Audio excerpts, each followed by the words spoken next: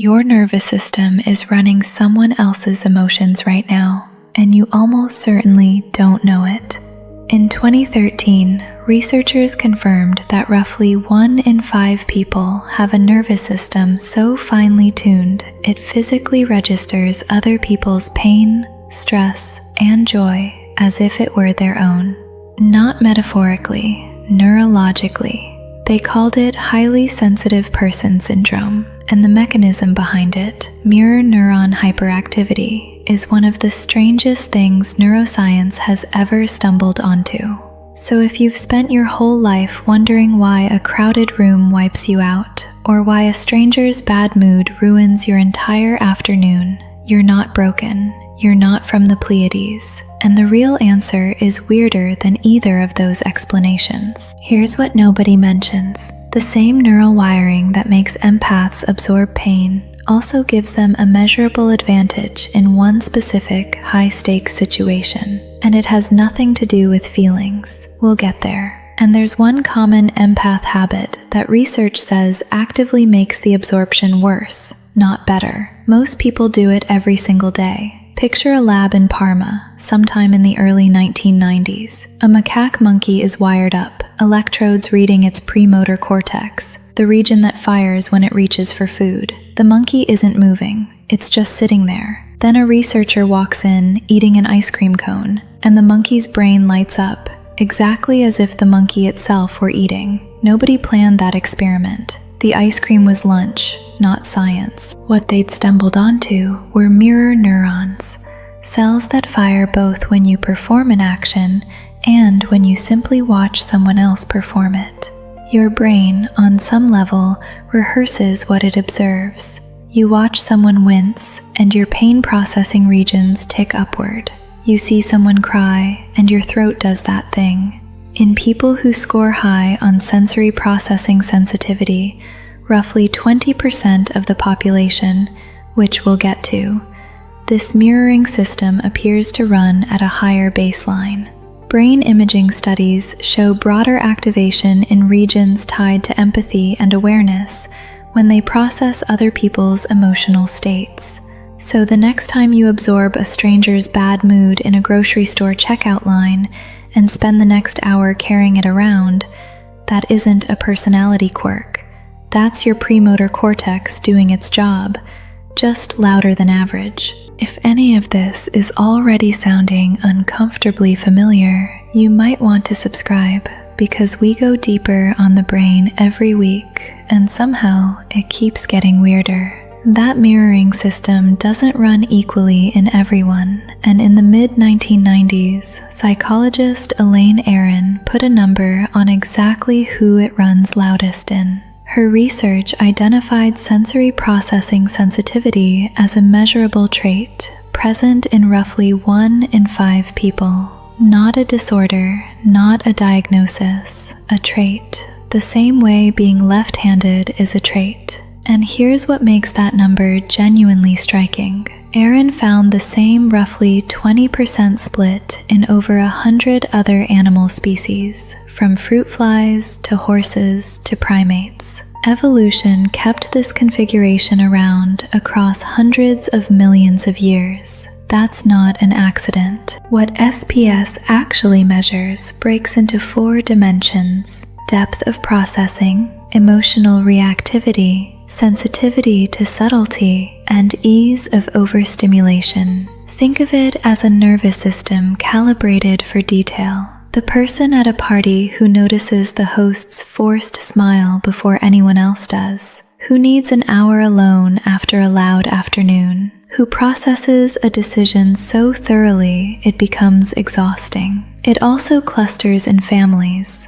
First-degree relatives share the trait at rates suggesting a strong heritable component. So if this sounds like you, look left at the dinner table. Crowded room or one difficult person? Which drains you faster? Drop it below. Here's where the whole empath as natural healer story quietly falls apart. Being highly sensitive does not mean you are more compassionate. It means you receive more signal. That's it. What you do with that signal is entirely learned, shaped by environment, by early relationships, by whether the people around you when you were small treated your nervous system as something to be respected or something to be managed out of you. Aaron's own data makes this concrete. HSPs raised in supportive, stable childhoods thrived measurably above average on well-being measures. HSPs raised in chaotic or unpredictable households fared measurably worse. Worse, in fact, than non-sensitive people in the same difficult environments.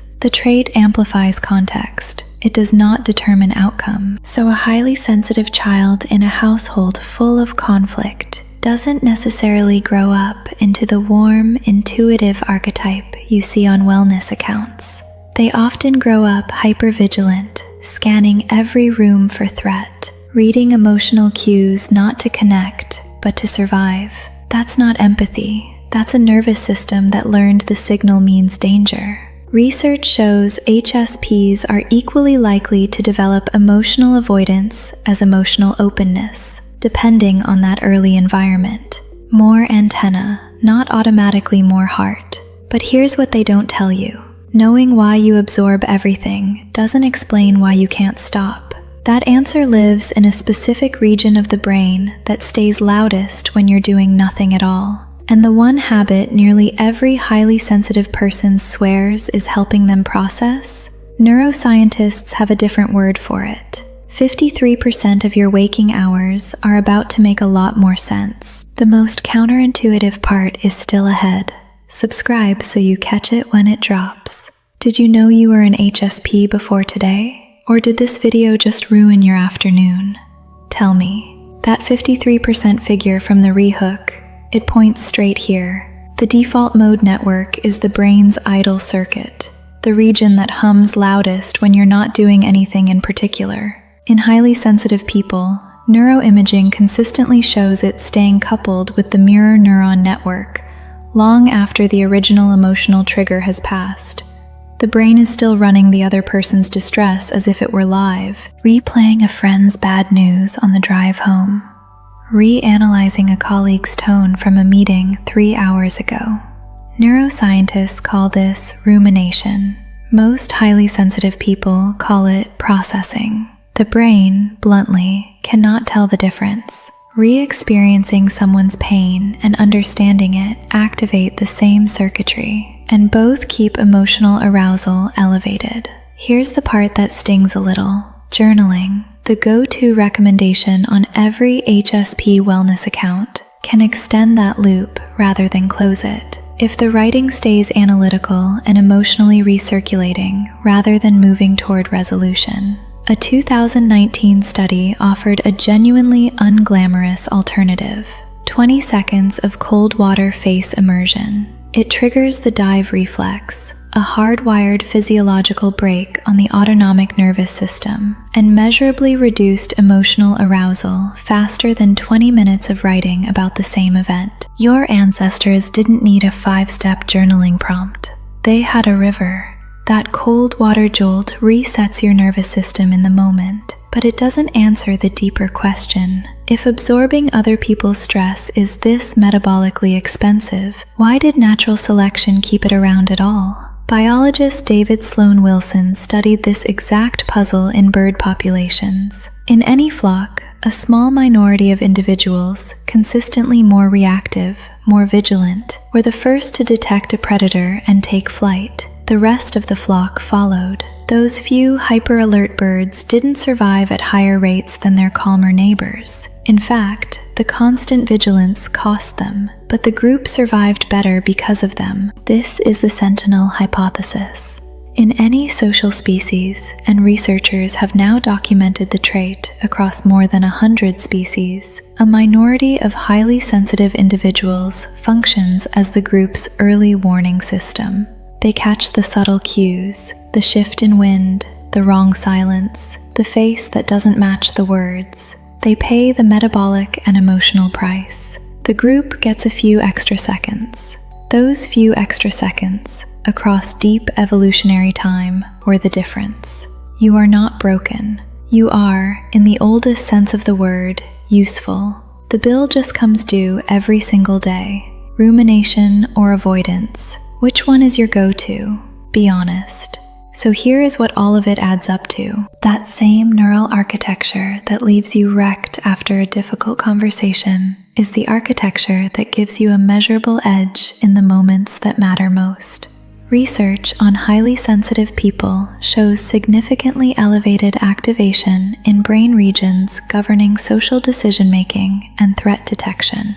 In controlled settings, HSPs read micro-expressions and tonal shifts that the average nervous system filters out as noise, and that translates into statistically better performance as negotiators and crisis counselors, not despite the absorption, but because of it. The signal everyone else discards in the first 3 seconds is the one you are already acting on, and the worst thing you can do with that signal is sit down and think harder about it. Rumination keeps the mirror neuron system in an active loop, replaying, analyzing, reabsorbing. Cold water interrupts it, slow breath interrupts it, your hand flat on a rough surface interrupts it. Analytical reflection extends the cost. Physical grounding ends it. Here is the part that reframes everything before it. The trait is not the problem. The mismatch between the trait and how you were taught to manage it is the problem. Aaron's own longitudinal data shows that HSPs who learn regulation strategies, not suppression, regulation, close the well-being gap with non-sensitive people almost entirely. The nervous system that costs you the most in chaotic environments is the same one that outperforms in stable, high-stakes ones. Context was always the variable. Your nervous system is still running someone else's emotions right now. That was never the question. The question is whether you are the one deciding what to do with them. The hardware is real. The signal is real. The user manual just required a neuroscientist to write it, and now you have read it. So here is where we land. Your nervous system is real, the absorption is real, and the 20% figure means you almost certainly know someone else running this same system right now. The question I want to leave you with, drop it in the comments, is this.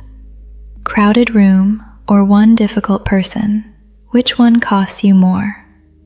Subscribe if you want the next one, which goes into why HSPs and non-HSPs in the same relationship almost always misread each other in the exact same way.